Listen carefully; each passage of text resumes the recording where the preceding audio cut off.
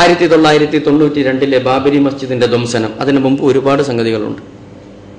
വളരെ സുഖകരമായി പലർക്കും വ്യാഖ്യാനിക്കാവുന്ന ഒരു സംഭവമായിരുന്നു. വർഷങ്ങൾക്ക് മുമ്പേ ചില പ്രത്യേക സംഘങ്ങൾ, ചില പ്രത്യേക സംഘടനകൾ പ്രഖ്യാപിച്ചു, ഞങ്ങളത് തച്ചു പൊളിക്കും, ഞങ്ങളത് പൊളിച്ചിരിക്കും. ഇന്ത്യ രാജ്യത്തിന്റെ മാറിടത്തിൽ ഉയർന്നു നിൽക്കുന്ന വൈദേശിക ശക്തിയുടെ ചിഹ്നമാണ് യഥാർത്ഥത്തിൽ ഈ ബാബരി മസ്ജിദ്. ഇന്ത്യ രാജ്യം ആദ്യമായി ആക്രമിച്ച് കീഴടക്കിയ ആള് ബാബറാണ്. അയാളുടെ പേരിലുള്ള ഒരു സൗധം ഇന്നും ഇന്ത്യയുടെ നെഞ്ചിൽ തന്നെ നിൽക്കുക എന്ന് പറഞ്ഞാൽ അത് ഇന്ത്യ രാജ്യത്തിന് അപമാനമാണ്. അത് അടിച്ചു പൊളിച്ചേ മതിയാകൂ. ശരി, കലഹങ്ങളായി, വാഗ്വാദങ്ങളായി, സമരങ്ങളായി, കോടതിയിൽ കേസായി, ഒരുപാട് പ്രശ്നങ്ങൾ വർഷങ്ങളോളം അതങ്ങനെ നീണ്ടു. തെരുവുകൾ മൊത്തം വിശദീകരണ യോഗങ്ങൾ. എന്തായിരുന്നു അന്നത്തെ കോലാഹലം? ഓർമ്മയുള്ളവർക്കറിയാം.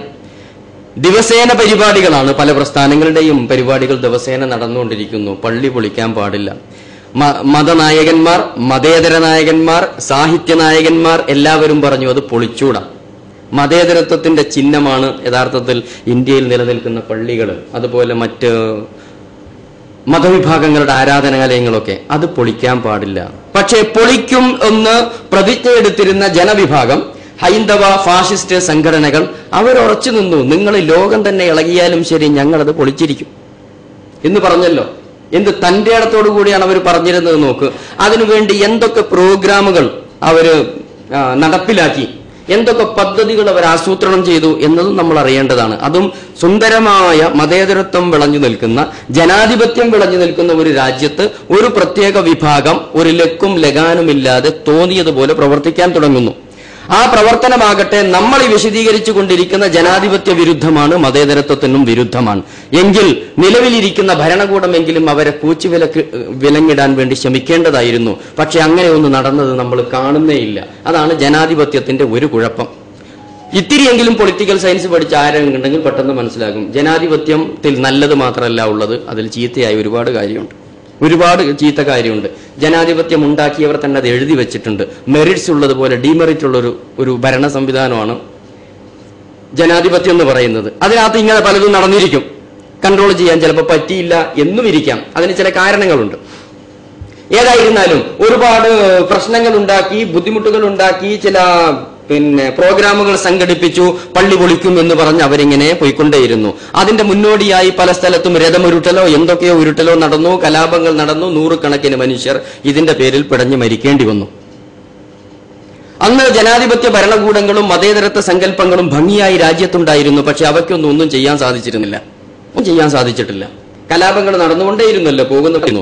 തേരും ഓടിച്ചു പോകുന്നവനെ പിടിച്ചു വെച്ച് കഴിഞ്ഞാൽ പ്രശ്നം തീരുമായിരുന്നു. പിടിക്കാൻ ചങ്കൂറ്റമുള്ള ഒരു ജനാധിപത്യ ഭരണകൂടം നാട്ടിൽ പോയി എന്നത് മറ്റൊരു കാര്യം. അതങ്ങനെ പോയി ഡേറ്റ് പ്രഖ്യാപിക്കണതല്ലേ നമ്മൾ കണ്ടത്. കാരണം ഇന്ന ഡേറ്റിന് ഇന്ന ദിവസങ്ങൾക്കകം ഞങ്ങളത് പൊളിച്ചിരിക്കുമെന്ന് പറഞ്ഞു. ഭരണകൂടമൊക്കെ സടകുറഞ്ഞു. പട്ടാളത്തെ രസിച്ചു, ബാരിക്കേഡുകൾ കെട്ടി, പള്ളിക്ക് ചുറ്റും ആരും അകത്തേക്ക് കയറാൻ പറ്റൂല, എല്ലാവരും തടഞ്ഞുകൊള്ളണം, ആയുധമൊക്കെ കൊടുത്തിട്ട് നമ്മുടെ പാരാമിലിറ്ററി ഫോഴ്സിനെയും അതുപോലെ ഫോഴ്സിന്റെ ഒരു ഭാഗത്തേക്ക് കൊണ്ടുപോയി സജ്ജമാക്കി ഇങ്ങനെ നിർത്തി. ഇനി ആരും കയറ്റാൻ പാടില്ല, പള്ളി പൊളിയരുത് എന്നൊക്കെ നമ്മളോട് ഇങ്ങനെ പറഞ്ഞു, ഉച്ചത്തിൽ പറഞ്ഞുകൊണ്ടേയിരുന്നു. പക്ഷെ ആ ദിവസം വന്നപ്പോൾ എന്താ സംഭവിച്ചത്? ആ ദിവസം വന്നപ്പോൾ എന്ത് സംഭവിച്ചു? ഇന്ത്യ രാജ്യത്തിന്റെ എല്ലാ മുക്കിലും മൂലയിലും, അതായത് ഞാൻ താമസിക്കുന്ന ഗ്രാമത്തിൽ നിന്നും നിങ്ങൾ താമസിക്കുന്ന ഗ്രാമത്തിൽ നിന്ന് പോലും ആളുകൾ യാത്ര ചെയ്ത് അയോധ്യയിലെത്തുന്നു. ഒരു തടസ്സവും അവർക്കുണ്ടായില്ല. വേണമെങ്കിൽ ഒരു ജനാധിപത്യ ഭരണം നിലനിൽക്കുന്നുവെങ്കിൽ ഭംഗിയായിട്ട് അത് തടയിടാമായിരുന്നു. വളരെ ഈസി ആയിട്ട് സാധിക്കും. ഇന്നും പല പരിപാടികളും പ്രോഗ്രാമുകളും ഉണ്ടാകുമ്പോൾ തടയണമെന്ന് വിചാരിച്ചാൽ 5 മിനിറ്റ് കൊണ്ട് പോലീസ് റോഡ് ബ്ലോക്ക് ചെയ്തിട്ട് ആരെയും അപ്പുറത്തേക്ക് കടക്കാതെ വണ്ടിയൊക്കെ തടഞ്ഞു വെക്കാറുണ്ട്. നമുക്കത് അറിയാവുന്നതാണ്. പക്ഷെ മുൻകൂട്ടി ഡേറ്റ് പ്രഖ്യാപിച്ച് ഇന്ന ദിവസം ഞങ്ങൾ അത് പൊളിച്ചിരിക്കുമെന്ന് പറഞ്ഞ് ഇന്ത്യയുടെ എല്ലാ കുഗ്രാമങ്ങളിൽ നിന്നും ആളുകൾ ഒരു തടസ്സമില്ലാതെ എങ്ങനെ അയോധ്യയിൽ എത്തിച്ചേർന്നു എന്ന് ചോദിച്ചാൽ അവിടെ ഒരു ജനാധിപത്യ ഭരണകൂടം നിലവിലുണ്ടായിരുന്നു എന്നത് സംശയം തോന്നും. അപ്പം ഉണ്ടെങ്കിൽ, ഭരണകൂടം ഉണ്ടായിരുന്നുവെങ്കിൽ എന്താണ് ഈ ജനാധിപത്യം എന്നത് വീണ്ടും നമുക്ക് സംശയം വരും. ഇതൊക്കെയാണോ ഈ ജനാധിപത്യം എന്ന് പറയുന്നത്, മതേതരത്വം എന്ന് പറയുന്നത് എന്ന് നമുക്ക് സംശയം തോന്നുന്ന രൂപത്തിലായിരുന്നു അന്നത്തെ പ്രയാണങ്ങൾ നടന്നത്. എല്ലാവരും ചെന്നു, അല്ലെ? ബാരിക്കേഡ് പൊളിച്ചു. ആളുകൾ അകത്തേക്കൊണ്ടാ പോകുന്നത്. തോക്കും കുന്തോന്നും ഇല്ലല്ലോ. അടിച്ചു പൊളിക്കാൻ പറ്റിയ കമ്പിപ്പാരകൾ, ഹാമർ, പിക്കാസ് തുടങ്ങിയ ആയുധങ്ങളുമായിട്ട് ആളുകൾ ബാരിക്കേഡ് പൊളിച്ചിട്ട് അകത്തേക്ക് കടന്നു.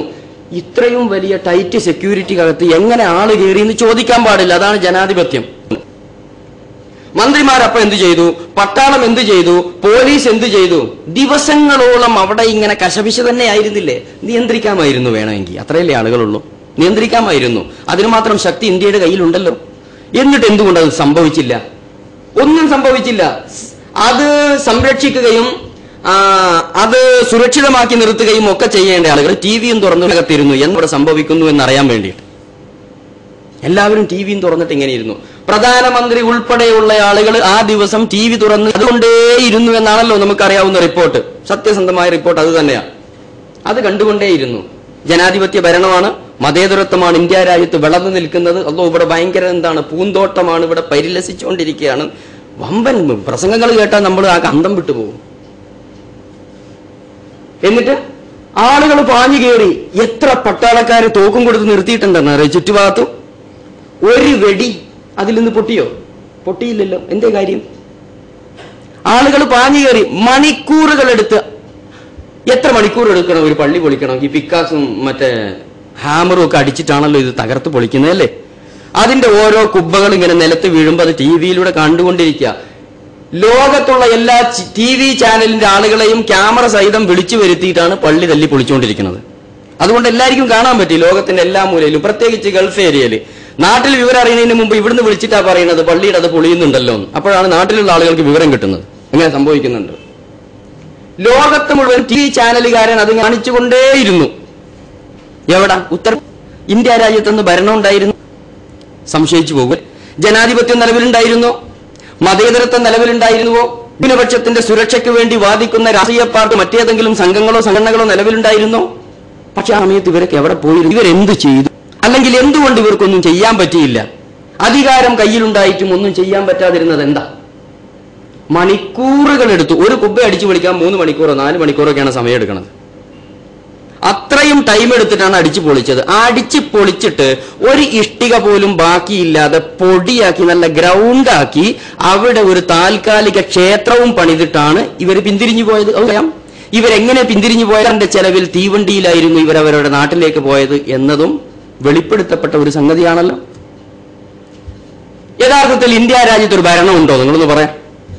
92 ഇന്ത്യയിൽ ഒരു ഭരണം ഉണ്ടായിരുന്നോ? ആ ഭരണത്തിന്റെ പേര് ജനാധിപത്യം എന്നാണോ? ഇതാണോ യഥാർത്ഥത്തിൽ ജനാധിപത്യം കൊണ്ട് ഉദ്ദേശിക്കുന്നത്? ഒരു ജനവിഭാഗത്തിന്റെ, ഒരു മതവിഭാഗത്തിന്റെ ആരാധനാലയങ്ങൾ ശത്രുതാ മനോഭാവത്തോടു കൂടി എന്ന് പറഞ്ഞുകൂടാ, പരമ്പരാഗതമായ ഏതോ ചരിത്രത്തിന്റെ വസ്തുതകൾ വളച്ചൊടിച്ച് അത് ഇന്ത്യ രാജ്യത്ത് നടക്കുന്ന ഒരു സംഗതിയാണല്ലോ. ബാബർ അങ്ങനെ വന്നു, ഇങ്ങനെ വന്നു, അയാളുടെ അവശിഷ്ടം ഇനി ഉണ്ടായിക്കൂടാ. എന്തോ ഒരു വിദ്വേഷം. ഈ വിദ്വേഷത്തിന്റെ അടിസ്ഥാനത്തിൽ നിലവിലിരിക്കുന്ന ഒരു മസ്ജിദ് തല്ലിപ്പൊളിച്ചിട്ട് അത് പൊളിക്കാൻ മണിക്കൂറുകളല്ല ദിവസങ്ങളും മാസങ്ങളും പ്രയത്നങ്ങൾ ഉണ്ടായിട്ട് അതിനെ തടയാൻ പറ്റാത്ത ഒരു ഭരണകൂടമായിരുന്നു ഇന്ത്യയിൽ ഉണ്ടായിരുന്നതെങ്കിൽ ഇതിന്റെ പേരാണോ ജനാധിപത്യം? അതെ, ഇതാണ് ഇന്ത്യൻ ജനാധിപത്യം. ഇന്ത്യൻ ജനാധിപത്യം അങ്ങനെയാണ്. നമ്മൾ മനസ്സിലാക്കിയതല്ല യഥാർത്ഥത്തിൽ ഇന്ത്യൻ ജനാധിപത്യം. അത് ഏട്ടിലുള്ള പശു മാത്രമാണ്. ഭരണഘടനയിൽ വളരെ ഭംഗിയായിട്ട് എഴുതി വെച്ചിട്ടുണ്ട്. ജനാധിപത്യത്തിന്റെ നിയമാവലികളും എല്ലാം അതിനകത്ത് എഴുതി ഭദ്രമാക്കി നമ്മുടെ കയ്യിൽ സൂക്ഷിച്ചു വെച്ചിട്ടുണ്ട്. പക്ഷെ അത് ഏടിനകത്താണ്, പുറത്തതില്ല. പുറത്ത് ആളുകൾ തോന്നിയതുപോലെയാണ്. അന്നത്തെ പ്രധാനമന്ത്രി പോലും അതിന് കൂട്ടുനിന്നിരുന്നു എന്നതാണല്ലോ ഇന്ന് നമുക്കറിയുന്ന വസ്തുത. ഒക്കെ തെളിയിക്കപ്പെട്ടു.